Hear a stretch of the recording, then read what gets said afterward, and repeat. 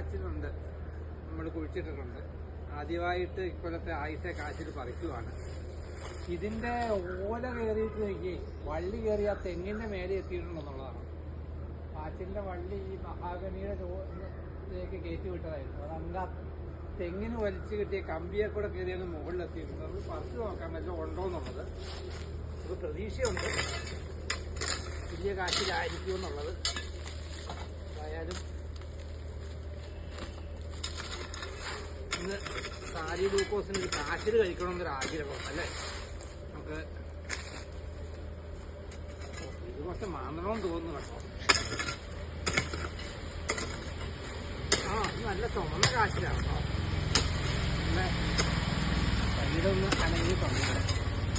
കുറച്ച് ഡീപ്പാണല്ലോ. നമ്മുടെ സാധാരണ കർഷകനേക്കാൾ ബുദ്ധിമുട്ടാണ് പറിക്കാൻ.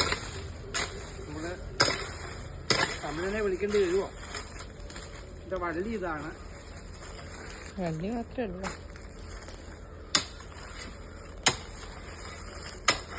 ഇത് മൊത്തം കാച്ചിലാണ് കേട്ടോ.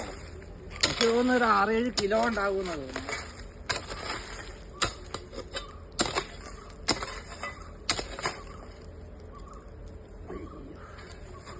ഡീപ്പിലേക്ക് പോയിട്ടുണ്ടല്ലോ.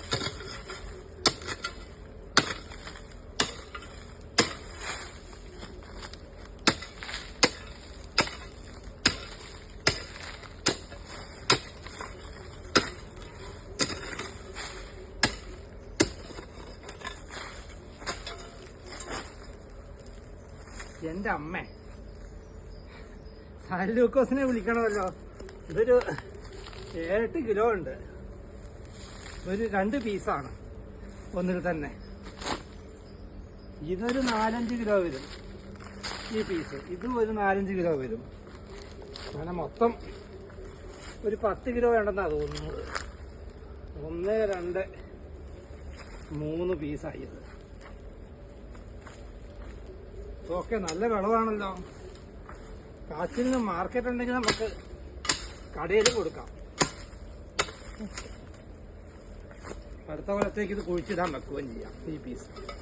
ഓക്കെ.